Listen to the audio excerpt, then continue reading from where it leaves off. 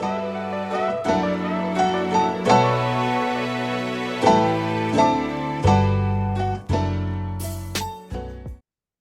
back to the Two Pointers Podcast. I'm Trevor Everett. I'm here to talk today. We're going to do the NBA. We've got some really cool stuff here. We're here with Julian from On the Clock. Julian, how are you? Doing all right, Trevor. It's a good night to talk some hoops. Appreciate having College you on. Yeah, a lot going on. Obviously, like you just said, college and hoops. Jeez, I'm already thrown off. College and the NBA. To make it less confusing for those of you listening, whenever you are, I'm going out of town for. It's going to end up being almost 2 weeks. So what this is, you're going to hear the NBA one like normal on Wednesday. Normal recording day, normal posting day, all that stuff. It'll go out Wednesday.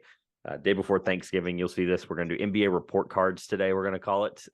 This is more of an homage and shout out to Ryan Russillo, who does NBA midterms, because if you look at the NBA like a couple of semesters, which it really is because of how long it is, he does NBA midterms every couple of months. It's really, really good. It's basically his way of getting his thoughts out there on every team. This is kind of our way of kind of an abbreviated version of that, where his can go a little long. Ryan's a little long-winded, but shout out to Ryan Russillo. This is our report cards. So grades on teams so far in the first month of the season. And then we are also as soon as we're done with this, you're going to hear us and see us in the same outfit on YouTube, unfortunately, because we're going to go ahead and knock out basically just like what I did with Grayson a few weeks ago with NBA week 1 overreactions. We're going to do college basketball in quotes week 1 overreactions. Obviously, the first week was all teams playing crap teams. And then the week after was, some of these big matchups, the Maui Invitationals this week, things like that. So long story short, you're going to hear that. It'll be posted the week after Thanksgiving on the 30th. You'll see it that week because of that. I will be at a Magic game the day that goes live. So that'll be really, really cool. Expect some cool videos, social media posts from that, obviously. But missing Caleb today. His birthday's tomorrow. So happy birthday, Caleb, when you're hearing this or when you're seeing this. Feel free to, or remember to tweet Caleb. His tweets will be in the description below. Tweet him happy birthday tomorrow when it goes live. So. All right, I think I got everything out in a matter of 2 minutes or less. Anything you have to say before we get started? No, that was a really well done intro. I didn't write anything down, so it was completely off the top of my head, and I was really worried I would forget something. But here we are. If anybody has any questions or problems, they can look in the description. It'll be described there as well. So, all right, we're going to start with the Atlantic Division. We're going by division only because it's less complicated. It jumbles up the records of some of these teams a little bit. Come to find out, I still accidentally did it in record order. That's besides the point. So we're going to go Atlantic first, and then we'll go from there, and we'll start in the East.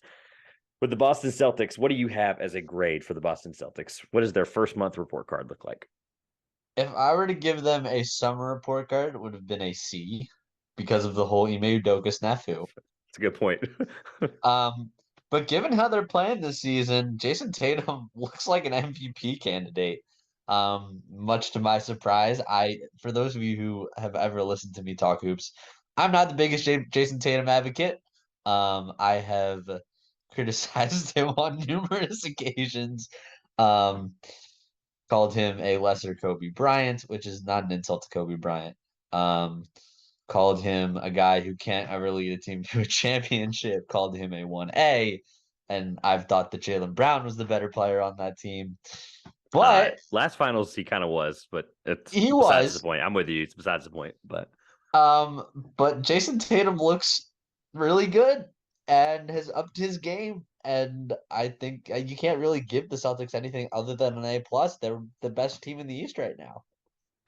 This is why I like doing this, because obviously these are going to have to be like small, not arguments is the right word, small debates, because this is a debate show in this case, so there's 2 of us. I give them an A-. Obviously, we have no reason to argue over why it's A+ versus A-, but I have a couple things to defend A-. They're 20th in defensive rating without Robert Williams, which is a pretty big gouge, but also it's early in the season, so that number has to be taken with a very large grain of salt. I had Tatum as playing like an MVP level on both ends of the floor written down verbatim, so you pretty much hit that exact point on the head there with me, so we agree there. The both ends of the floor is really important. He's basically excelled in every defensive metric that isn't a generic box score metric this year. It's kind of like last year. Remember last year when everyone was like trying to give everyone but Jokic the narrative for the MVP? Yeah. And Jokic's advanced stats. Do you remember last year? They were literally like stupid off the chart on defense. Like it made no sense why Jokic was that good defender. Oh, 100%. Yeah. It's essentially what Tatum's doing defensively this year. It's kind of wild. And we're only 17 games in. So long story short, that's where we are with Tatum right now defensively. If he keeps that up through game 50, game 60, it will become a national conversation for sure. And I like what I'm seeing from Joe Mazzulla and their first in offensive rating. So I'm with you. A plus, A minus, A doesn't matter. I gave them A minus because they are struggling defensively, relative term wise. And they're comfortably and carefully the best team in the East, but they're not. A couple things going wrong here and there. Marcus Smart not playing that well can hurt them. There's things that are happening around them that, like, hypothetically, they also haven't played that strong of a schedule. I'm taking that in consideration a little bit, but it's okay. A minus is the same as A plus because really any A is good. You'll see there's a couple A minuses in here I have for teams that probably should have higher ones, but I'm tapering expectations based on, like, in this case, the 20th defensive rating. I think is important to keep an eye on. If they're 15th or 10th or 12th or whatever in a couple of weeks, then they're probably an A or an A plus. So who cares at that point? Yeah, I think that's going to change when Robert Williams comes back. But for now, I 100%. can see the concerns. Yeah, and like it is what it is. Why are we arguing about the A minus part of the Boston Celtics? They're the best team in the East. Who cares? Like, it is what it is. The Toronto Raptors, I will go ahead and throw out there to you because I'm curious what you have. I have them as a B minus. Despite a ton of injuries, they've stayed afloat at 9-8. That's a generous B minus only because I think there are things about them that I like offensively, and there are things about them. I'm sorry, backwards. There are things about them defensively that I like, and then there are things offensively about them that I do not like. And I have to weigh them. But Siakam before the injury was on a rampage, and I don't know if you know what the numbers are on this. They blew my mind. Hear me out on this. 24.8 points per game, 9.3 rebounds, and 7.5 assists for Siakam. Yes. Yes. Pre-injury. He hasn't come back since the injury. So these are all subjective to now. He wasn't, obviously they don't have a dedicated playmaker. And I'm not saying Fred VanVleet isn't one, but he had basically stepped into that role for them in those first couple of weeks, kind of figuring things out. I think Nurse was trying some new sets too. But long story short, B minus because they've basically been able to find themselves second in the Atlantic despite having at one point VanVleet, Siakam, and Trent were all out for 3 games in a row. So yeah, I was gonna give him a B. I mean, I think that they might have gotten a B plus if they didn't randomly decide to press in an overtime game and gift the Hawks a buzzer beating lob attempt. Yeah, that was That bad. was awful. I just defended their defense and praised it, and then they did that. You're right. Good point. That was comically bad. It was horrible. And I think that Scotty Barnes has been good, but he hasn't there are other people at On the Clock who have made claims that Scotty Barnes is the There's next only Kawhi 3 of Leonard. us. Well, Quint made the claim that There's Scotty only 4. Barnes. Sorry, you're right. There's only 4 of us. Quint made the claim that Scotty Barnes was probably the next Kawhi Leonard, and that's not looking like such a great take so far. He's still not quite there yet offensively. I mean, he's been good, but I think right? that. Is it year 2 or year 3? Am I getting mixed up? Yeah, so then he's a good player, but I guess if we're going off grade so far, there'd be, but I still question their ability to be a team that actually wins more than one playoff series. I'm with you. Oh yeah, I'm with you. Just like we were preseason, we were on the same boat there. Yeah, you can still see like Fred VanVleet is not a guy you want to have as your second best player on a contending team. Yep. I'm being really careful too because I don't want to project too much on these. I want to give an honest report card, and you've done so far as well. But like, I can't not think that far ahead either. I'm with you. Like the Raptors, what we think about them in the first round in May is different from what we think about them now. But report card wise, they are B plus or B minus or B whatever right now. They're B right now. They're not a bad team, and that's okay in late November. All right, this one's tough, so I'm gonna let you go first. What do you have with Philly? Where do you have your Philadelphia 76ers before I tear your heart out? Unfortunately, D for Doc needs to go as soon as possible. Jesus, man. D for Doc needs to go. Oh, there's nothing I can say that's going to top that. I have him as a C. It's literal C, average. You can lump in all the injuries that are starting to accumulate for the Sixers. Obviously they're going to get killed by the Brooklyn Nets without 4 of their starters tomorrow. That's a given. I feel like nothing's a sure thing in the NBA right now. So I feel like at this point, I would not be surprised if they won that game by 12. If the Nets if the Brooklyn Nets with Kyrie Irving, a somewhat rejuvenated Ben Simmons, and Kevin Durant cannot beat a Sixers team without Joel Embiid, Tobias Harris, Tyrese Maxey, and James Harden, It's tough. I'm with you. It's tough. I I don't know what that team can do. Don't worry, But we'll get to them next. They're next. So right, but the fact that Joel Embiid had to drop one of the best games of all time, um, to yep. barely give the Sixers a win, just tells you all you need to know. Yeah, I heard all those every podcast I listen to, which is too many of them, other than my own, obviously, where that was everyone's point was he had to drop one of the greatest games ever for that team to barely win. I mean, you would think I think that basically the comment I took away from most of them was so okay, so Embiid had 59, whatever. They had to have been blowing them out by 15. Like, no, they were down 8 in the third quarter. Like, it just doesn't make sense.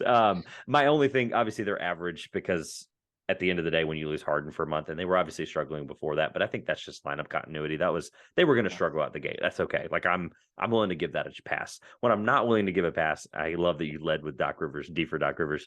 He hasn't figured out a single good crunch time lineup, and it's literally just going to continue to hurt them in the fourth quarter over and over and over and over and over and over again. I'm with you. Doc needs to be fired. All right, let's keep rolling. Brooklyn, I have him as a D minus, and I'm barely taking into consideration that Simmons just started playing well. Kyrie obviously just came back yesterday. What's today? Monday. Kyrie just came back yesterday, and KD is literally just having to score 30 a game to carry them to wins, and he's not even doing that. So I went with D minus, and I don't feel bad about it, and that's okay. I'm giving him an F, man. Okay, that's fine. We can move on. I doubt you have anything to say about it. That's the best part. I mean, anyone who's been following the Brooklyn Nets You can mean literally any understand. channel ever? Like any TV channel, any YouTube channel, like any media outlet ever. That's why I don't want to talk about them. I want to do what Ben Simmons or Bill Simmons did, and he said we're going to do a Lakers Nets free show today, and it was 2 hours and 20 minutes long. If they can pull that off, we can pull off a 45-minute report card show. Like I'm not. Just, it is what it is. The Nets suck. Anyway, For Steve Nash. yeah, right. All right, let's finish out the Atlantic with the New York Knicks. I gave them a C minus just because nothing has impressed me. They've been average, but they've been slightly below average, which is why the minus comes into play.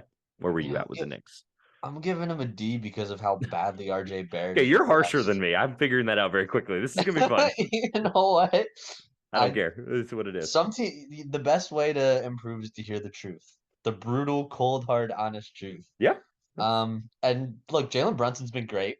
He's the only thing honestly keeping them from being an F, to be honest. Julius Randle has had bright spots here and there.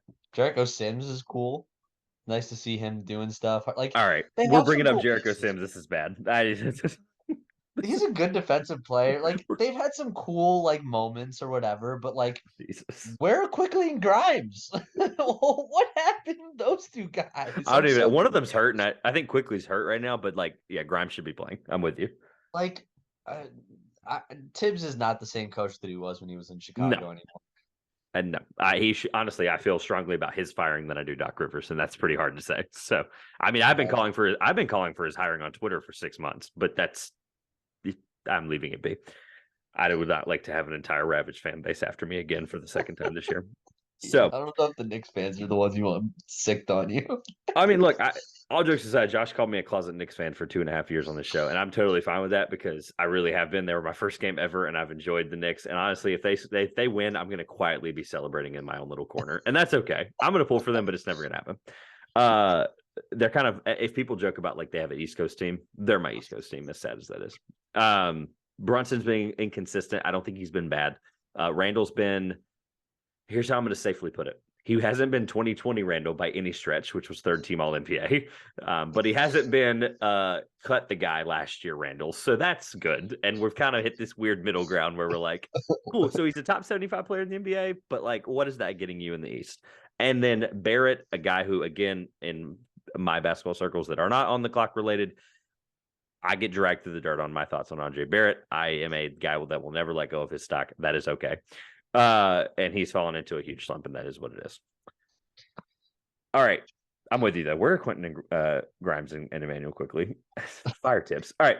The Central Division, we are leading off with the Milwaukee Bucks because again, accidentally put these stupid things in record order. I gave the Milwaukee Bucks an A for a couple of simple reasons. They've had no Middleton and they're second in the East. They were first up until recently when Boston, I think, has played one extra game than them. And then I don't know. There's some reason that they're one game ahead. They're 22nd in offensive rating, which I think is a little bit eye-opening, only because it's like bottom of league, like bottom 8 is bottom of league when it comes to those statistics, bottom third, when they're the top team of that tier. But they're first in defensive rating. They're the best defensive team in the land, which, by the way, contrary to Boston's, they're 20 spots ahead of Boston. And you would think that they're both in the same tier right now. Obviously, again, take it with a grain of salt. I don't know. I have a bunch of points about them where I'm like, well, Giannis has reached this point. Like I was gonna have a whole like 15-minute shebang about Giannis has like reached this point in the tier of all-time rankings. Whatever. I'm gonna save that for this offseason when I'm bored. Except their kryptonite is the Atlanta Hawks. Their 2 of their 3 losses have been to Atlanta. Did you know that? I did not actually. That's In my hilarious. mind. Well, one of them was against San Antonio without Giannis.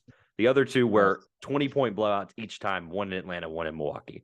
So their kryptonite is Clint Capella and Onyeka Okongwu, and we'll get to them in a minute. So the Milwaukee Bucks, I gave an A. I wanted to lay all that out as like in case you haven't caught some Bucks games because they haven't put them on national TV because I guess they're just waiting until Middleton's healthy. I don't know. I guess so. They've been quietly not on TV. Look, the offensive stuff, it's the same. It's honestly flip Robert Williams and Chris Middleton and flip offense for defense, and it's the same thing. I'm with you. It's exactly the same team. Like it's just flip. Like that's done. So an A? I have no disagreements on that. Yeah, I don't have anything to add. They've been very good. Some of these we're gonna coast. Some of these are gonna be like, yeah, dude. Honestly, you laid everything out. What do I have to say? Yeah. Like, clearly the Bucks are the obvious. Like they're gonna be a title favorite come May. So it is what it is. What'd you give Cleveland? I got to give them an A plus. Ooh. Okay, we'll disagree a I little bit. think here. So the reason that I think that their record is suffering is a big part due to injuries. Yeah.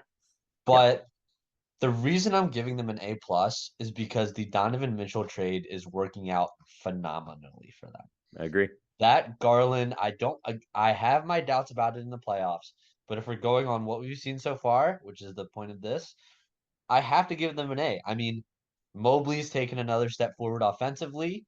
Um, they have Karis LeVert playing well. Donovan Mitchell looks phenomenal. I mean, I don't Yeah. think that they expected Donovan Mitchell to look this good if we're being I don't honest. think anybody did, to be No. honest. I don't think anyone did. And they could easily have both of their backcourt players be all-stars. And I Oh wouldn't be yeah, and wrong. they probably should. And all jokes aside, like this is like we're not there yet, but we're like, bubble Donovan Mitchell. Like he's like almost there. Like, and obviously he scored 51, a couple times in those series. Like I'm not saying that, but he's unbelievable. And I mean, honestly, those MVP power rankings that they do, and I don't believe in the MVP conversation until at least February, but the NBA has every reason to put the ladder or whatever they do, right? They do the big cool ladder thing, and it actually is pretty good every year.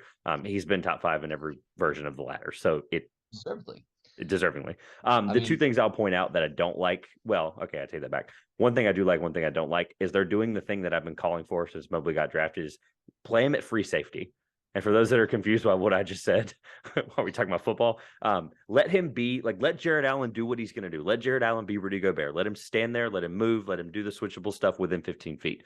Mobley right now is literally playing more minutes. This blew my mind. He's playing more minutes not at the 4 and 5 than he is at the 4 and the 5. What? They're literally playing him like a rotating small forward that's just flying around and I love it. And they're doing the thing that I said. I've been calling for that since the moment he stepped on the floor for the Cavs. I said, play him as a small forward, but not actually a small forward. Play him defensively as a wing, fly around, let him need, because they can make these rotation sets where he literally still becomes the drop big if they need to in the last 5 seconds of the shot clock. He has the length to do that. I'm not getting into the basketball nerd talk. That's not what I expected to do today. The thing that makes me nervous is what I've said coming into the year. The Okoro, LeVert, Osman minutes. Those 3 guys together, one of them can have a great game. LeVert's been horrible for what it's worth.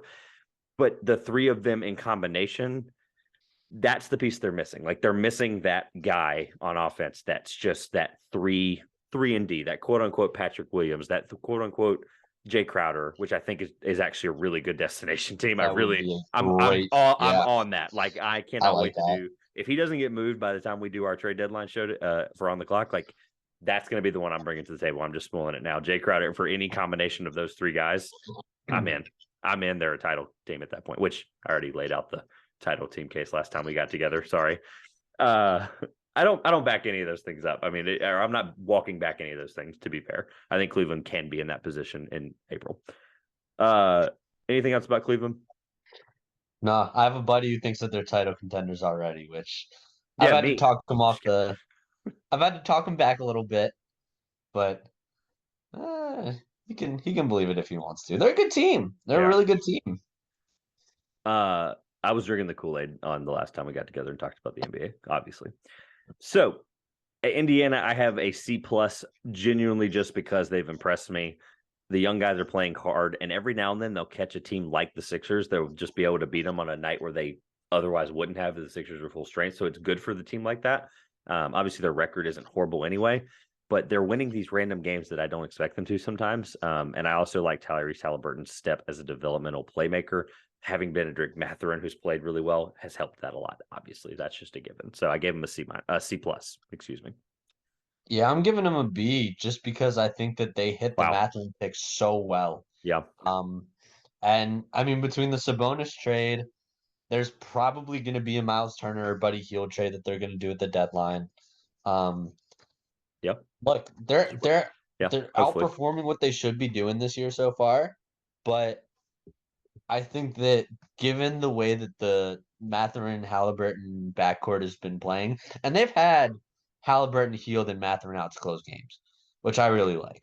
Um, so I got to give them all the credit in the world for the fact that they made the right trade at the deadline and they made a fantastic pick on draft day and picked probably a guy who's in the conversation of rookie of the year. Lock for all rookie first team. Yep. Um, Honestly, with Banchero being down now, it's been the second week without Banchero. I mean, obviously, a rookie of the year, you can play 51 games and you can whatever. yeah. But I just love the irony of the Heald Turner Mathurin statement down the stretch because how funny is it that Buddy Hield's the oldest of those three in that timeline? Isn't it weird? It's like, the timeline of the Pacers, you have a 20, whatever. I'm saying he's 29 for the example. He's not, but he's really old for his age where he was drafted. And then Turner, and then you have a guy who literally is 19 who just drafted. The Pacers got to figure something out with Heald and Turner because I'm just sick of the rumors for a decade at this point. Yeah. That's where we've ended up. I don't know if I said it, by the way. I had Cleveland as a B plus. You said A plus, but I just said B plus, and I gave you the reasons why. I don't know if I ever said it. I don't think you did say what your ranking was C for them. plus for Indiana, and you gave them what, a B minus because of the draft pick. Yeah. That's fair. Look, I think play wise, they probably should deserve a B minus, but I think C plus because there's some things developmentally that haven't happened for some of the other guys that I'm waiting on. I can't wait to talk about Chicago only because I've already had this conversation with someone this week. So I'm just going to read you verbatim what I guess an in-law now to me, or soon to be in-law, reached out to me and was like, hey, casual follows the yesterday in the NBA series. I appreciated that. And he was like, I haven't had a chance to watch many Bulls games yet this year because he's a big Bears guy. Bears have been really good and hasn't had a chance to watch the Bulls as much. I said, okay, that's fine. I said, you want me to catch you up to speed? I will. I'll just read you verbatim what I said. And it was a Facebook comment, so I was like not being very punctual. I'm going to read it verbatim. Vooch is a below average defender. Ball being out doesn't help them. Levine has been fine. Not good, but fine. DeRozan is giving people buckets, but that's all he's capable of at this point in his career. Patrick Williams' development is one that is going to not fit in the timeline of this team, unfortunately. And most importantly, I think Billy Donovan is a horrible NBA coach. Insane. Caleb's coach of the year candidate. Yeah, I should have walked off my set when he did that. I should have. I technically almost did. I technically did. I walked away from my microphone and let you close the show out. That was funny. But no, all those things are exactly what I felt coming into the year. And we're seeing, and I think we're reaching a point where people are surprised that they're 6-10. We shouldn't be surprised by all of that. All of that That's adds true. up. All of that adds up. You're like, oh, well, yeah. If you had told me that the first game of the season, I'd be like, okay, what are they at? Probably 7-5, 7-10, whatever. Like all of that stuff is happening right before our eyes, and they're just in the Eastern Conference. That is bad. That cannot happen. The East is too good. Straight up. So, what'd you give the Bulls? I gave them a D. I gave him an F.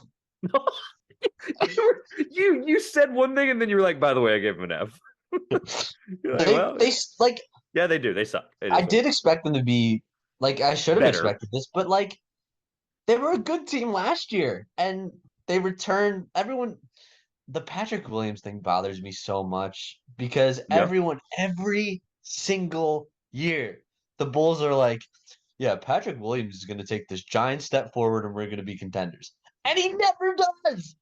Yeah. I've heard it Still for like early. 4 Yeah. years in a row that Patrick Williams is like a dark horse for like making this crazy jump and like I, I I was never there at 4 with him. I'm sorry. It is what it is. and they have so many guards. They have Yeah. way like the fact that they have so many guards and they haven't traded for a big to supplant Vooch as like their rim protector is like Well, they've been how playing do you Drummond not? 25 minutes a game. Drummond's been awesome. Drummond's been their best player. But like I'm you would dead think that serious. like with Kobe White, Zach LaVine, Javante Green's kind of a guard.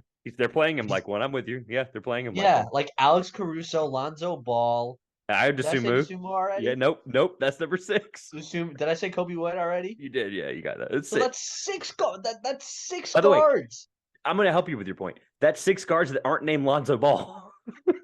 DeMar DeRozan's like basically a guard. I'm with you. All of it's right. I'm with you. They're literally their only forwards right now pretty much are Patrick Williams and Vucevic and Drummond. And Caruso in the third quarter because they literally play him out of halftime as a power forward. It's Yeah, I hilarious. know. They played Javante Green at power forward sometimes I'm too. just Like, I'm just telling you what I see. I'm with yeah, you. I All of know. that's right. It's Can I tell you the only why reason that they're a D? The only reason is we haven't seen this team with Lonzo Ball, and he makes that big of a difference. I really do. As a defender and as a playmaker, all the 3 of those guys don't play once he comes back. that's That's like okay. why I'm Oh, just so you confused forgot to why mention they don't Dalen trade Terry. for a wing. You forgot to mention Terry. So that's 7 guards. Jalen Terry, yeah, So they there's 7. drafted they drafted another guard. Yeah. So I think he's gonna be really good. I am He hopeful. is. But But like, what is 7 he guards. supposed I'm to with you. do? How is he supposed to get into that backcourt? They have so many. We just forgot. We just forgot all of them. Like that's bad. I know. That's bad. All right. Let's for the sake of just flow, we're gonna go with Detroit next because we do have the Southeast and then the whole West. So Detroit, I'll be short and sweet with this. I have them an F plus, which sounds awful out loud. You're like, what F plus? Like what the hell am I doing? F plus. I know. Can I take? You can laugh. That's fine. F plus is only because Kate Cunningham just got hurt and he's probably out for minimum 4 weeks, maximum the whole season. So F plus because they looked fine in games where they're not down by 14 in the third quarter. Like when they get a lead, they're good. They're one of those teams. I hate to be that way, especially with the NFL. It's like this. When they have a lead, they're really, really good. But when they're down by 10, you're They're taking the under. Like they're it's never bad. coming back. Exactly. So F plus only because Cade's probably out the whole year. I'm giving them a better, believe it or not. F plus sounds stupid. I know. I've been the harsh one. I'm giving them a C. Um, I gotta hear why. They've been so bad. purely because of the draft picks. I think they hit on both their draft picks this year. Who haven't looked Um, good, but I know it's obviously their rookie year. I'm not being naive. I'm with I you. think I think that Duran hasn't been at his best, but I think Ivy has had games where he's looked really, really good. I think Durant's been better than Ivy. That's wild. Really? Wild that we disagree. To be fair, I don't think either take is wrong, but Uh, I think Duran in the moment that he needed to be because they don't have any bigs has been good right. because Stewart's been terrible. Like Stewart's been like so bad, and That's either way, Ivy has had those moments, but it's also just the fact that Duran like they just need to just be like we're playing you 35 minutes a game and figure it out. Like just let him have this year to figure it out. the But Bogey otherwise, trade was also so weird. yeah, it still is. I'm with you. It's I weird. don't get it. What Still, was it's money Killian down the Hayes road. also It's money down people the are road. also I guess. But like and then there's like your Killian Hayes believers who I You mean Kevin O'Connor? He's the only one left. There is no belief. He is the one guy holding that stock. I saw Killian Hayes apology form on Twitter the other day. Yeah, I'm not. I'll use that as toilet paper when I get a chance. I'm not signing that, I'm man. What not. am I No, apologizing for? He hasn't done nothing. anything. Literally nothing. I'm using it as toilet paper. Uh, yeah. The Detroit Pistons have their own conversation because I think they're worth warranting seeing how they play down the stretch. I think unfortunately they're just a testament to just too young and not going to win games in the East. I think if they were in the West, I don't think they win that many more games either. That's not what I'm saying, but just too young. I think they'll figure it out, though. This isn't the year. All right, we're on to the Southeast. We got 5 teams, and we're making decent time. So, Atlanta Hawks. I gave the Hawks a team that I, coming into the year, said, I'm going to be pretty strong on my feelings about the Murray and Trey combo working. And they've only played 25 minutes a game together. So, my whole point there, well, they've so much lineup continuity this year. It's actually insane. I'm with you. It's shocking. It's the 8th most played duo on the court for them. And I'll just reiterate this really quick, only because it got posted 4 days late, whatever it was. Last week's pod went up on a Saturday. So if y'all are listening right now, please go watch that or listen to that. It was only 25 minutes. My God. It went up 5 days late because of life. And I laid out a whole case on a couple of these teams. So I'll skip some of the teams, and I've given you less on some of these. And there's why. I did my 5 favorite things I saw. 5. That's all you have to listen to. 25 minutes. But I did that, and the Hawks were the longest segment about how Trey and Murray's lineup continuity and how there's combinations and switching. I went through this whole shebang. Quite simply put, they play really hard defensively. I think Capella and Okongwu is a cheat code. That's why they beat the Bucks twice by 20. And I think the Murray and Trey combo is going to work better the more minutes they play together, and they've only played 25 minutes a game together. That's it. That is my 2-minute or less abbreviated version of my 15-minute rant on the Hawks last week. So last week that no one listened to. So please go listen to it. Appreciate it. B+, what'd you get? Yeah, I'm giving them an A. I didn't think it was going to work as well as it is. Teetering their A. Yeah. Teetering their A, B+, whatever. But they look like they're going to be a team that contends in the East again. Yep. And they seem to have stuck all their eggs in the right basket. So I got to give them credit. I like that. Stuck their egg. And they don't have Bogdanovich right now either. He'll be back. That's right. Or Hunter. Yeah, they just lost him. Yeah, they just lost him. Yeah, unfortunately. Which is why AJ Griffin's going to make the start tonight, which is unbelievable. He's been playing well for them too. The guy that I'm going to end up going. It's going to end up being an all-time draft miss. Anyway, I can't wait to do that on the clock one day. Is what's some guys recently that you're just absolutely going to end up biting the bullet on? And it was for me, AJ Griffin. All right, Washington Wizards. I am just going to put my sock in my mouth, say A, and we can move on. A, because my God, they are 10-7. They're 10-7. Bradley Beal's missed 5 games, and they've won. I'm gonna eat a sock, and I'm gonna let you talk from now on the Wizards. They're 10-7. They deserve an A. I gotta give them an A, but I'm still waiting for the part where it's I'm waiting for the point where it stops becoming sustainable and they turn into the Washington Wizards again, and AKA reality setting in. The carriage is gonna turn into a pumpkin at some point. It's 11:25. I'd say we got about sorry Wizards fans, but we got 6 or 7 more games of you guys being 500 before they realize that they're the Washington Wizards and that they're supposed to be trying to get Victor Wembanyama to save their franchise along with Kristaps Porzingis. All of that's right. I'm with you. All of it's correct. Every time I look at the Eastern Conference standings and I see that they're above 500, I'd have to It's teams like them that single-handedly ruin my whole Eastern-Western preview rankings in the preseason that I've done for every year I've done the show. It's my favorite thing to do every year because it helps me really get ready for the year. And then I go, yeah, the Wizards are going to be the 13th team in the East. It's easy. They'll probably finish there. To be fair, they might finish there, but they probably are. They're probably going to be the 8th seed, and I'm going to be pissed off the rest of the year. It's okay. It is what it is. All right, Miami Heat. This is a team I wanted to talk about. I don't have a ton to say, but I'm curious there's a couple teams where, for the sake of time, obviously I don't want to deep dive 30 teams, but there are a couple that the world has started to, or the NBA or basketball or the public or podcasting or whatever term I just used, has started to kind of open their eyes a little bit and start talking about them publicly about some reasons that we may not want to the last 5 to 10 years. I gave them a D+. And that's what I'm referring to with the public starting to come around on the Heat and maybe not be that good. Thoughts? I'm giving them a C. I mean, here's the thing is they still have Jimmy Butler. They still have Eric Spoelstra. They're one of those teams. It's kind of like the opposite of the Wizards. I think they're just going to be fine. C is fine. Yeah, I'm with you. C is average. I mean, I know they haven't played well, and there's been all sorts of issues with Spo's put it out weird lineups out there, and Weird is an Bam has understatement. been Bam's been flaky, and Lowry's been flaky, and Lowry just had a triple. I'm with you, by the way. He is flaky, but I'm just defending him. He had a triple double last night. He had a sure, 20. like He had a 25, 14, and 14 triple double. I just want to put that he's out there. Like like no, but like he dominated. hasn't been like He's been consistent. horrible. Yeah, no, I'm with you.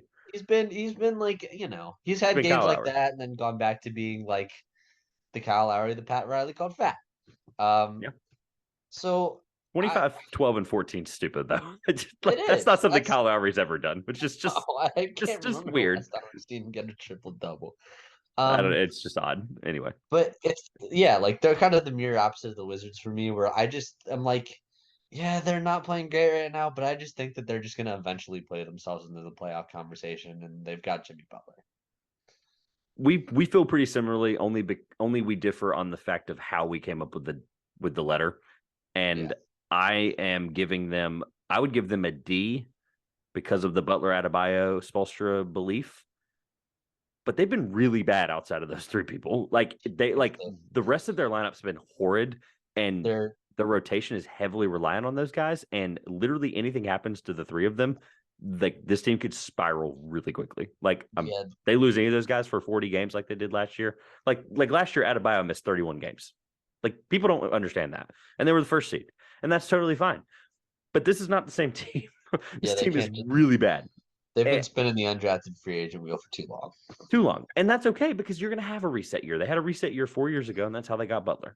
Yep. Fine. They made the finals with Butler. This could be the next reset year. Just a nice not hard, excuse me, nice soft reset. And I think a lot of people are going to start to open their eyes to them being a potential play-in team. All right.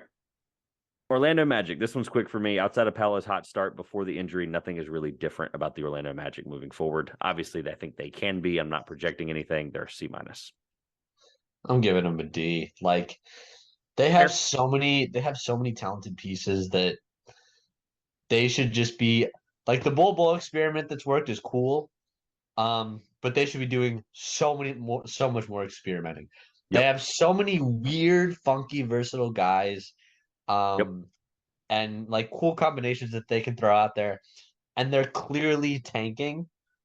Why not? Like, Yeah. why not throw some sort of like I know Paolo's not healthy right now, so you can't do this, but like some sort of like Bol, Wendell, Paolo, and Franz lineup with like And Jalen Jonathan Suggs. Isaac. Literally just play Jonathan Isaac too. Why not? Is he He's back? 6'11. Well, whatever. When he's back. Like literally, I'm with you. In like 2 months, when they're all back, the tallest person in your or shortest person in your lineup could be 6'7". Just play a 6'7" and up line. Just do it. It would be so freaking awesome. Just like I'm with you. Just do it. you're gonna What have you play got to lose? if you What have you guys got to stink, you're lose? gonna get Wemby and play him at two anyway. So Makes no sense. It makes zero sense, and they absolutely should be playing stupid lineups. Like I'm with you, and that's the fact that in late November that's what we've reached. It sucks. This is also a PSA to Paolo, even though you're not going to ever see this. I'm going to be there in a week from Wednesday. Please, by God, be better. I bought really good tickets to see you play. Please, God, be better. Please. All right. Yeah, I'm gonna be sad. I already have the expectation he won't be back. He is supposed to go to doubtful and questionable by the end of the week. That little weird like ramp up that teams do. That's by Sunday, and the game's Wednesday, and they don't have a game between Sunday and Wednesday. So if he gets healthy in those 3 days and they play the Hawks, I'm just saying. I'm also very hopeful, and this is just me pleading to you. So anyway, who cares? Can we promise to spend no more than 30 seconds on this next team? This is the last team in the East. It's the Charlotte move Hornets. on. Yeah. Okay. Oh no, you can. No, well, the Magic. Yeah, we'll save the Magic because I think there's some conversation about the Magic later in the year. The way I did it last year was if a team has zero chance of making the playoffs, I save more stories about them to the end of the year where we deserve to talk about them more because playoff teams don't need to be talked about in February, March, and April until they play. Oh, I was saying Hornets F move on. Oh, I thought you meant you had more on the Magic. Yeah, I gave No, him an no. F. I gave him an F, and I said you still have LaMelo, PJ Washington, I guess. Yeah. It's just a bad year, and they need to just accept the fact that it is, and that's okay. There's nothing wrong with that. All right, we're in the Northwest now. In the Western Conference, we are going to cover now the Utah Jazz as the first team, and boy, does this feel odd to say out loud. I have an A plus, and I don't feel that bad about it. It's so weird, and that's okay. There's nothing wrong with that. This is like one of those like what is Worldwide Wob tweet every time something happens to a team losing. It's like Kings fans, this is a safe place. Let it all Yeah, out. let it all And it's out. like Yeah. the best tweet he puts out every day. It's amazing, or every week or whatever it is. This is the opposite of that. This is a safe space, Jazz fans. You guys are awesome. Why? Can I give them an F for being bad at tanking? Yes, yes, they deserve that. They deserve that. Yes, A plus, literally. Like But I, look, the bad thing is the only thing I have written down is Danny Ainge deserves to win Executive of the Year, even if they take the rest of the year. He they deserves Executive of the Year for this start. look So bad. the Uh, say what you want about the Donovan Mitchell trade because he's playing well. They absolutely fleeced the Timberwolves. oh yeah. Completely Oh fleeced. yes. At least the Um, Timberwolves. Yeah, the Cavs. I don't think they did, but yeah, the the Timberwolves. I'm Cavs, with you. the Cavs, they got a lot of value. Markin has been like one of their Yeah, best players. which is why I don't think they fleeced him. No, and so is Sexton. Sexton's been okay, but Jordan Clarkson is like loving this. He had 28 last night. He's Stupid. like, Like he's off. just like, Yeah. yeah. I mean, like, what do you want me to do tonight? Just go out and score 25? Okay, sure. Like, he's playing without a care in the world right now, and I love it. I'm so here for it. Yeah. When that kind of guy gets to play like that, you know you're doing something right. I'm with you. It's a telltale sign of the fact that they're probably going to be 30-12, and we're going to be like, "What the hell is going on in the Western Conference?" Like It's it's exactly what hilarious. we're going to do. You're Looking going at to the have no standings clue is what to just think. hilarious right Oh yeah, no, that's why we're going to talk about this next team next because they're the team behind them. The Portland Trailblazers are the team behind the. They played on Sunday for the first place in the West. I just want to throw that out. That was a conversation that was had online. now. Like the Oh, announcer in the game was like, "Tonight's matchup between the Portland Trailblazers," and the little pre-commentary they do when they have like 2 minutes before the tip-off. The color guy's literally like, "Hey, and tonight's game, don't forget, it's going to be for the first place in the Western Conference," and I'm like, and I'm not watching this game. I'm just gonna go do something else. Like I just couldn't. It was bad. So I will be serious for a moment because this was my Western Conference. I'm gonna eat my sock team. I predicted them to be 12th in the West, and I'm just going to leave that where it is because that's where it is. My take on the Portland Trailblazers deserves to be old Yellard. Okay, just leave it out back and let it do. If you've read the book, you know what I'm talking about. I'm trying not to get canceled. So they went from 29th last year in defensive rating, which is a good, valid reason for me to think they're 12th. They were 20. They were the second worst team defensively last year, deservingly so. And now they're top 10. They're eighth currently, but they fluctuated as high as 2 and as low as 9. That's a pretty good team, if you ask me. They flip it completely on their head, and they've missed Dame for a stretch of 3 games with the calf injury, and now they're probably going to see him without 2 weeks. They said 2 weeks last time he missed 3 games. I don't know. They're going to see him with that basically a combined 2 weeks missed time. And Jeremy Grant, I'm just going to say that I'm going to walk back some of the last 4 years of takes on Jeremy Grant being good stats, bad team, even though I'm not completely there yet. So B plus, and I feel a lot better now that this therapy session has ended. I mean, look, I'm giving them an A. I think that they're playing well.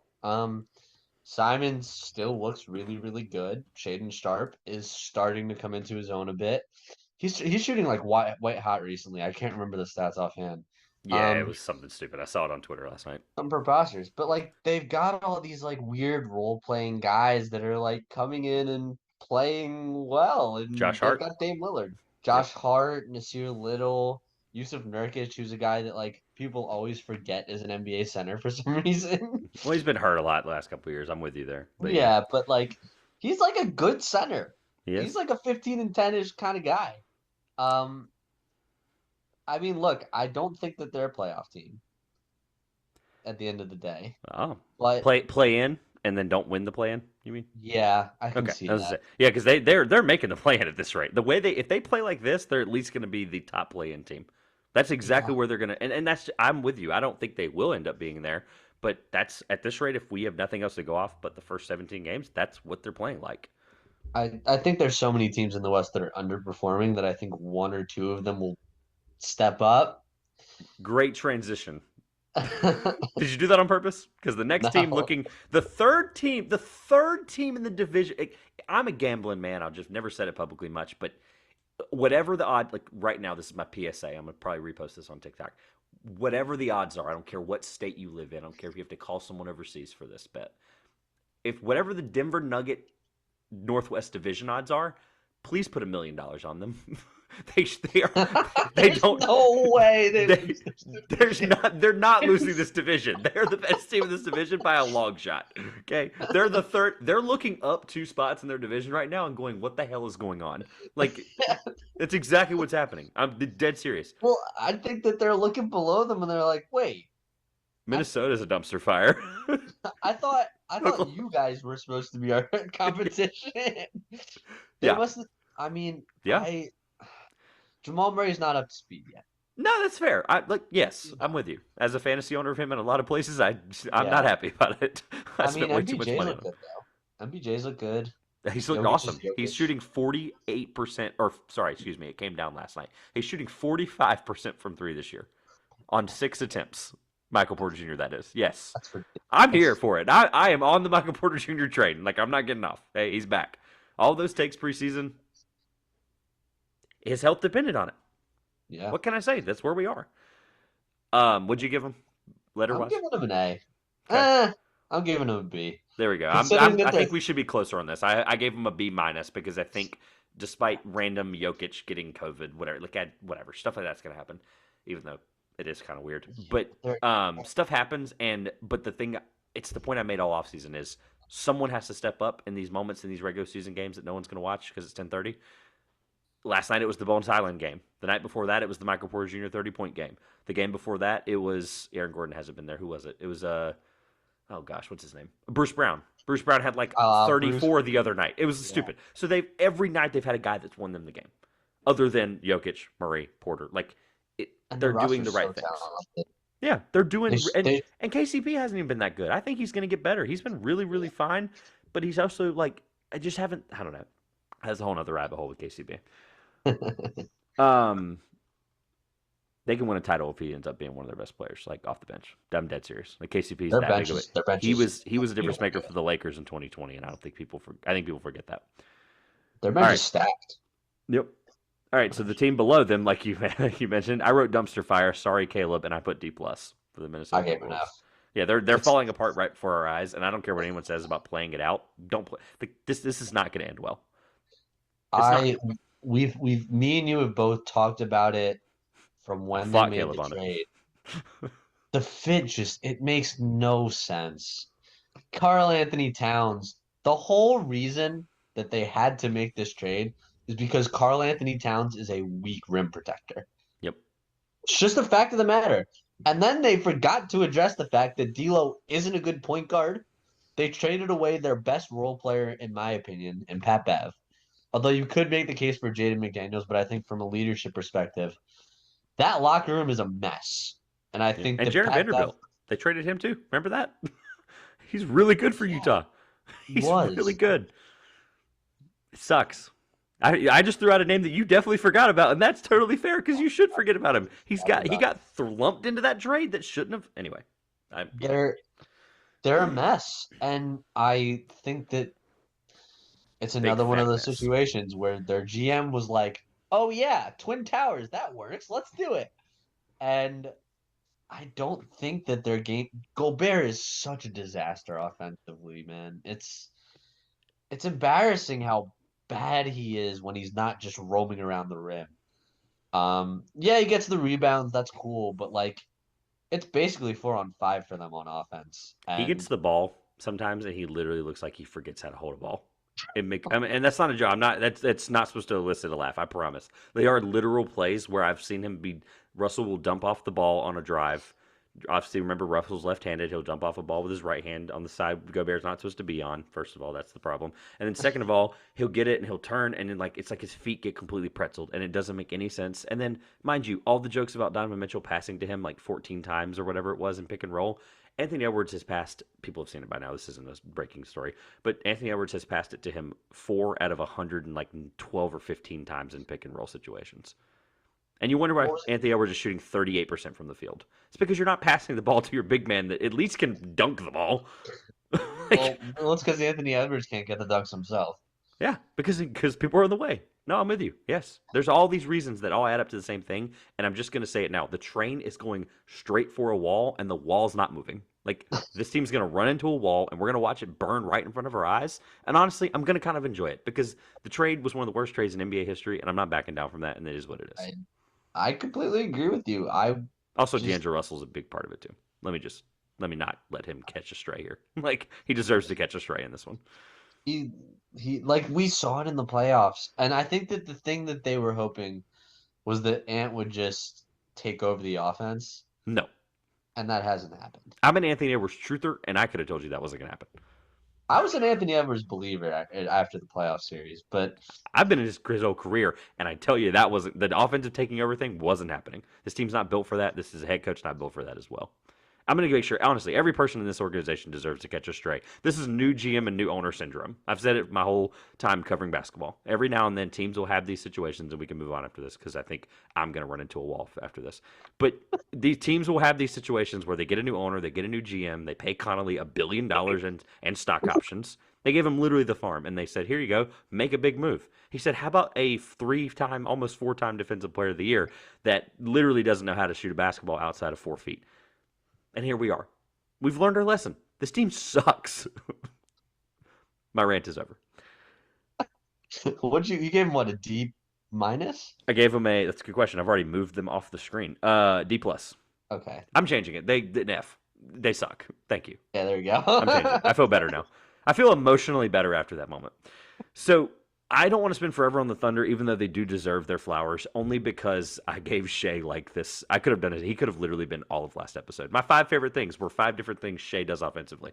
Like, literally could have been the podcast. He was the lead for the episode. He was the first thing that came out of my mouth. So, again, some of this is a situation where you know, whatever, you can go listen to it if you want. Obviously, you know how I feel about Shea and group text and stuff, but he's a bona fide all-star, bona fide star, and they've won close games that they otherwise wouldn't have won, and they're missing Chet Holmgren, so I gave him a C+. I'm giving him a B. B's fair.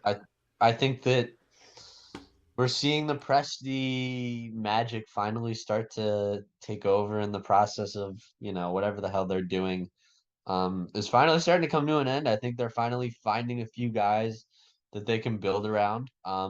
Hopefully Chet comes back soon because I really do want to see him on this team this season. I honestly think there's a shot that they can make the play-in, which is crazy, absolutely insane to say. No, I'm with you. I think they can too. Shea's that good. Shea's that good. Leading the NBA in drives, but he's top 3. He's 3rd in points in the paint. The closest guard after that is 21st on the list. Jesus. So that's important stat just because, he's a 6'3" guard. We're going to rapid fire the Pacific because neither of us want to get canceled, and this is a report card segment and a lot of dedicated fan bases in this division for those who don't know. So Phoenix is number 1 right now at 10-6. This division is very, very up for grabs by any team at this point other than the Lakers. So 10-6 Phoenix, I gave them a B. Injuries, obviously, we don't know. I don't know if Johnson officially, I think we're now a week and a half away from the injury, and I don't think we know if it's season ending. I haven't heard that yet, so it's not good. but that sucks. Cam Johnson's obviously a big missing piece. You're not going to get Jay Carter to come back. Obviously, we don't know what they're getting from him. I don't want to project too much, but they're winning games. Booker's taken another elite step as an offensive scorer and playmaker and everything that he can do already. He's just done it well and better because Paul's not there. A B is fair, and that's okay. I don't want to overreact to them. I don't really have anything to add on that. They're, the Crowder stuff is probably what prevents me from giving them an A. Yeah, he's just not there straight up, and we don't know what we're getting. He's just left. What did I say I was trading him to earlier? I already forgot. Cleveland. Trade him to Cleveland. This team, I'd still feel fine if they got Okoro back. Like, that's not a bad trade for either side. Okoro would help the Suns. He would literally just be Torrey Craig, but can't shoot. He'll just stand there and do this. That's all they need him to do. That's literally all they get. With Cam Johnson, obviously, granted, he's a 15 points per game guy that could do the same thing and shoot. So that's maybe whatever. Yeah, anyway. Well, I mean, you gotta replace in small ways, I guess.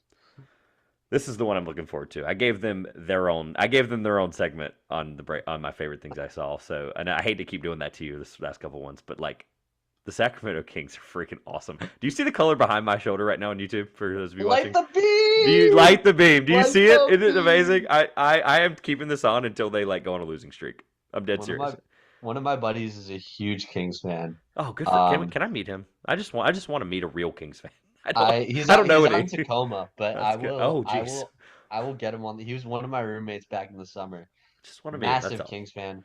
I will give him a call There and are no real ones. I'm convinced, but I guess there are now because that freaking modem one center, whatever the heck they call it, is freaking popping every night. they're working. That's amazing. They're working. I I gave mean, him an A De'Aaron plus, by the Fox. way. I am too. Yes. Yes. Well, you know what the Uh, funniest thing is that when we did a pod with Urson, is that we had like just by coincidence, I think it was Davion Mitchell, Harrison Barnes, and Sabonis were three of our guys that we felt were underappreciated.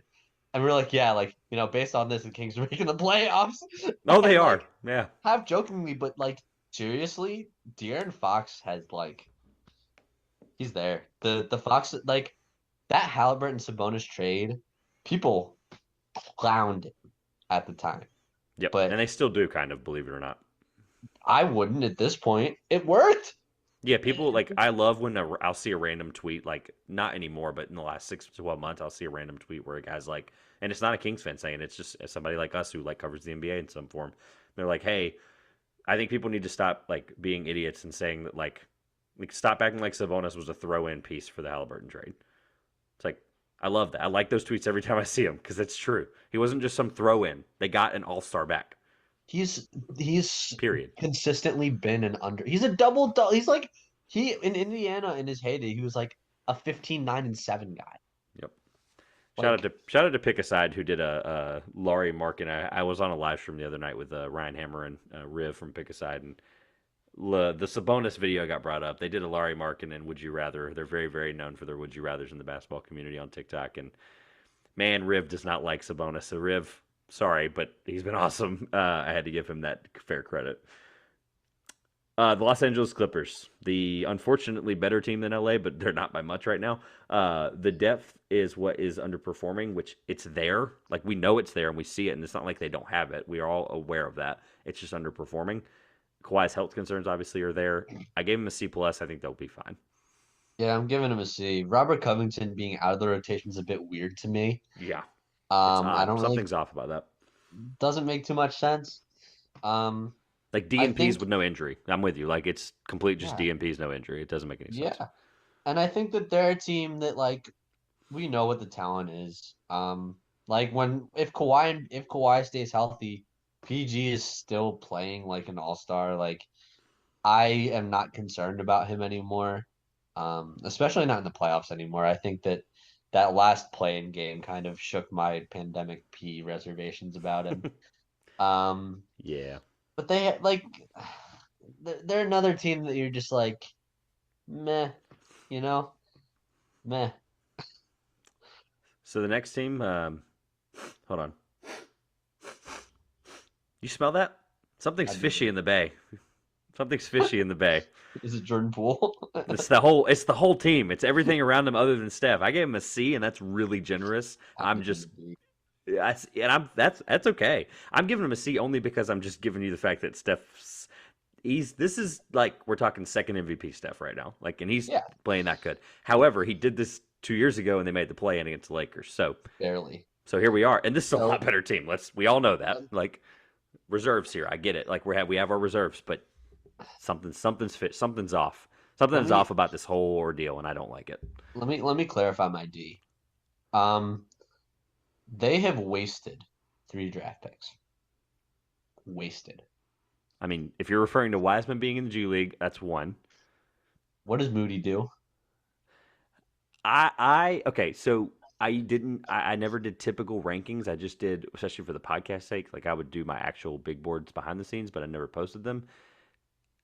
I used to do like I would pick my 5 favorite guys and then a sleeper in a draft, and he was number 2 in that draft for me as like just my second favorite guy. So I have my reserves about that eventually, and I think any other team, he's a 6 man at maybe at best, maybe at worst, depending on the team. I don't know. I think he can be better. I'm like again hopeful. I think there's stuff defensively that he's been able to show. But I'm going to give it to you for the sake of yes, for the sake of this team needing to win a championship in the next this year, basically, or next year. Then yes, I for the sake of this example, I'm with you.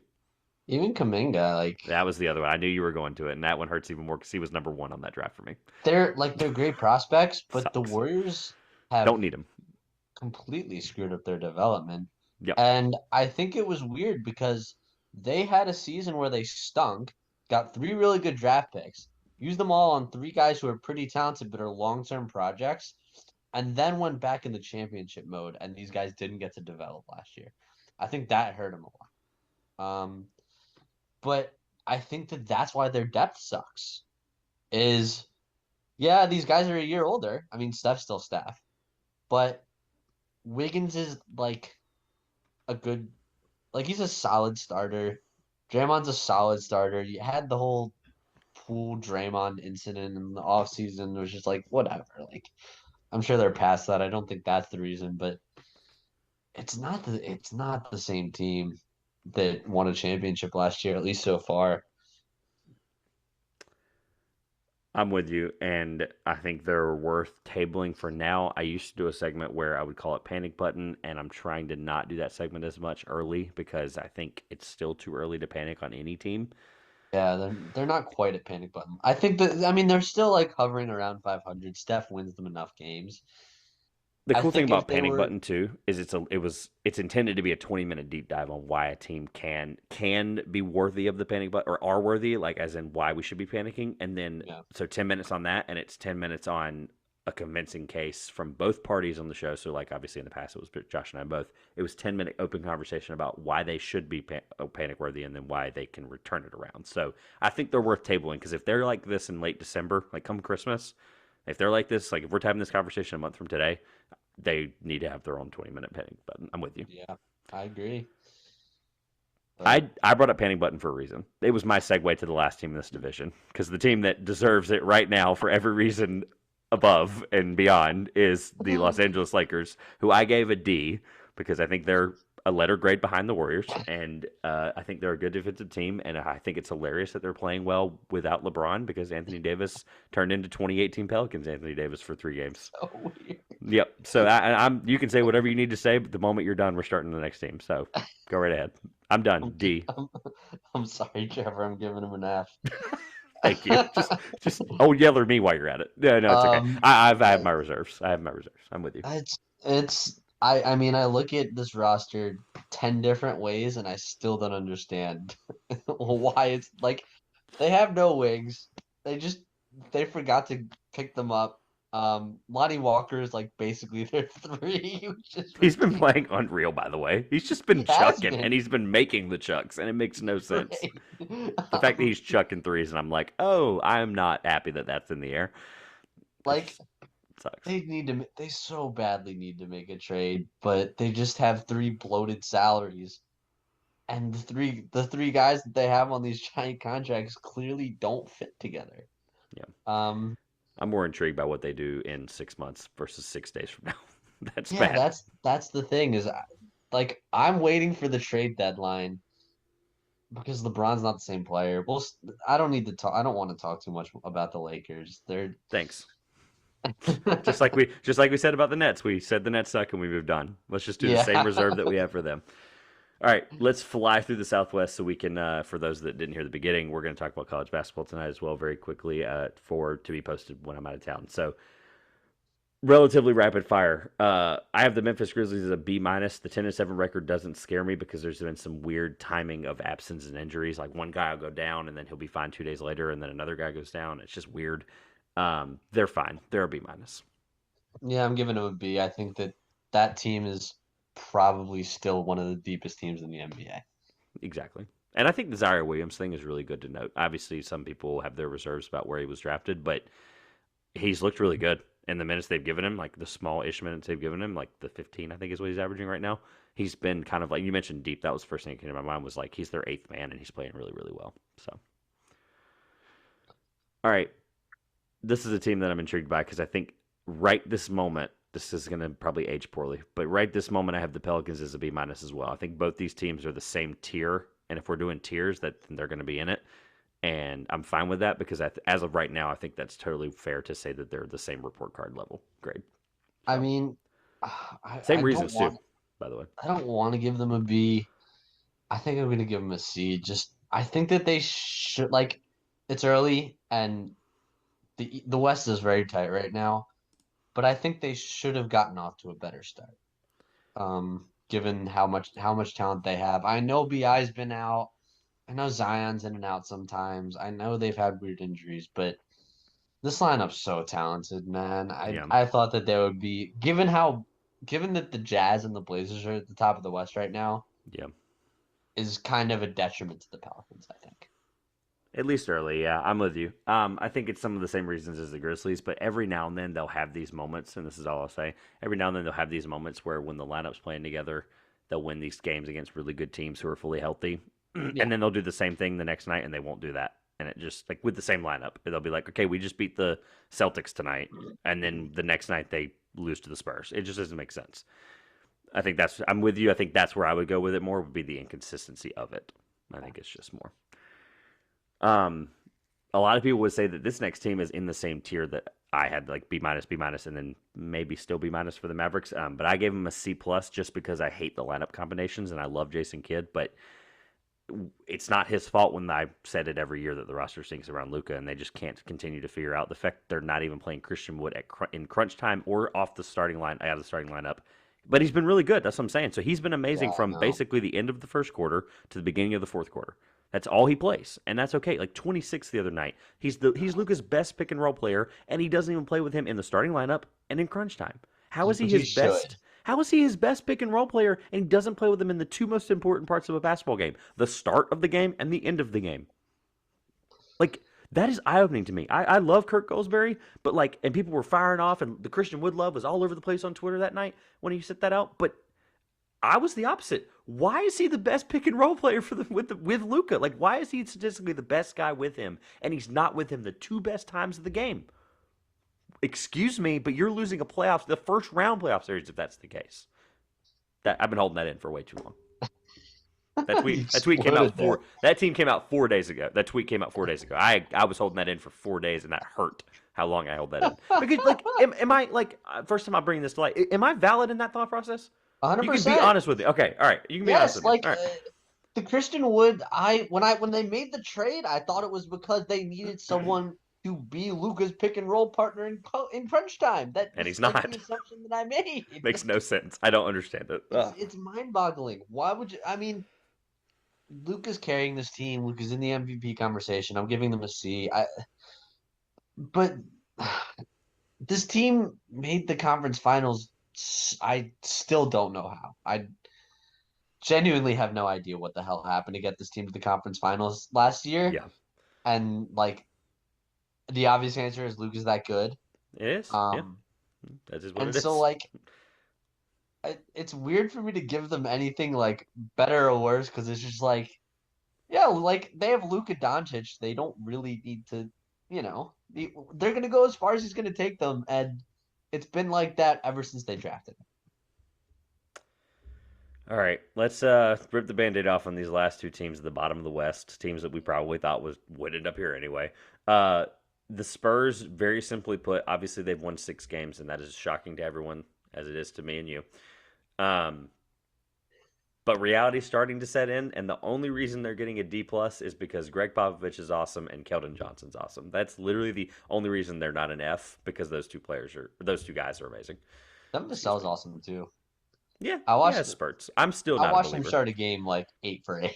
Yeah, I I'm was still just like I'm a Keldon Johnson truther, and I'm just still not there on Devin Vassell, and I understand why, and that's okay. Like I get where both people have their reserves about it, and it's okay. Like I understand it, and I'm totally fine with like being happy I was right about Keldon Johnson. And if Devin Vassell turns out great, then I'm not going to sit there and like try to find every tweet saying he was going to be better than Keldon Johnson. I'm not going to do that, but I should do that. Those people deserve it if that happens. Um, yeah, they're like a D for me. yeah, I mean, D plus D minus, like it's all the same there. ever. This next team is basically for me the Pistons. Preseason they were the Pistons of the West, and how I valued them and viewed them, and I gave the Pistons an F plus. I gave the Rockets an F because it's really hard to watch the Rockets play basketball. I'm giving them an F minus. Like I'm Ouch. sorry, just Rockets Twitter, I love you. I really do. I'm well, on it. like the fact that they are not playing Josh Christopher enough, that they still don't really have an actual point guard to put. Like, are they trying to play Jalen? Is Jalen Green supposed to be like their point guard of the future, or like Are they Is going to Kevin Porter operate through Jr. supposed to be that Şengün? guy? Because that's what they've Where the tried to hell do. is Usman Garuba? Why Well, is Bruno Fernando playing? yeah, Like, I'm with. Yeah, I was waiting for that. Thank you. why does Jabari Smith not look like a number 3 pick? Last night he did, but that's the first time all season. Yes, Right. I'll I give you mean, this. You remember the point you made about the Magic, about how they just need to why not and try things. I have yeah. to give Silas credit. He has why not tried things all year long, and that's why they're 3-14. Like he's But like, you like know the what? things Usman that he Garuba's played five more minutes at the 5 than he has at the 4 and 3 combined. but the why not things he's done have made zero I sense. know, but that's okay, and that's the team that the 3-14 Rockets need to be. I Why not? guess. Why not play Usman Garuba at 5? Why not play Josh Christopher 2 minutes? Like I'm obviously joking about the Christopher piece, but there are things there that are happening, and Şengün I think is going to work out. I just don't think Şengün's this is good. the I don't think this is the right team for him, and I think I'm starting to realize that quickly. Like I think it's just going to start like being eye opening that he's not the right guy for this team. I think he fits on a lot of teams a lot better. And I'm not We Rockets again. Rockets Twitter. I love you. I've had plenty of your people on this show. Don't you dare come after me. I will own I, up to that. I'm being I clear. I love Rockets Twitter. before we finish up on the Rockets, I have an important question on them. Go Because ahead. me and Caleb had discussions on this. If you're the Rockets, Oh boy. you get the number 1 pick in the draft, you win the lottery. I know Do you exactly what take you're about to ask me. Wemby or do I you know. take Scoot? I think Scoot's a perfect fit for the Rockets. I do too. That's which is why I pray they don't get the number 1 pick because I don't want to hear That's that conversation for 3 months. I really don't. okay. Because I've been thinking about it. Like we were talking about what they could potentially do with some weird lineups, but like, Like why fit. don't Like you what just fit makes draft? more sense? Why don't you? Yeah, like why don't you take your backcourt of Scoot Henderson and Jalen Green and be happy for the next 10 years? And just know that you're going to be in the Western Conference Finals in 5 years. Straight Yeah, up. yeah, Like you get all that wrong, and you're still probably gonna. You get a lot of things wrong. You still might make the playoffs with those two guys next year. Like 100%. stupid. Like They're Scoot's that that good. good. I'm like any other draft. Scoot's number 1, and we're thinking about him the way we think about Wemby. I agree. Period. Like, I completely agree. sorry, but I mean, he's making Wimby's making 363. I'm obviously exaggerating, like, but he's making like 363s, and it just like it doesn't make it. He looks like a helicopter out there. It makes no sense. He's a one of a kind generational talent, but like Scoot is so obviously an NBA player. So obviously. Period. It's at 18 years old. It makes no sense. He's Playing 18 his years old. second year against G League competition. And he looked like this last year too. Yes, he did. Way more inefficient, obviously, but yes. But yeah, I'm with you. No, I knew exactly what you were going to ask as soon as you asked it, and guess what? I don't care if this gets aggravated. I think Scoot's the better fit. So I'm with you, and I think you both, I think, are probably there too, right? Is that why you asked? Yeah, The fit I'm makes more there and I sense. think that yeah. The NBA fit people are gonna like, oh, best available. Like, it, the Rockets don't Nah, need take best the Scoot. available. Take They're the Scoot. bad. It's okay. All right, that was a lot of fun. There's a lot of teams, a lot of thoughts, a lot of report cards. I'll make this really short and sweet. All the on the clock stuff will be below. Julian's stuff will be below. All of my stuff will be on the screen, obviously, right somewhere around here.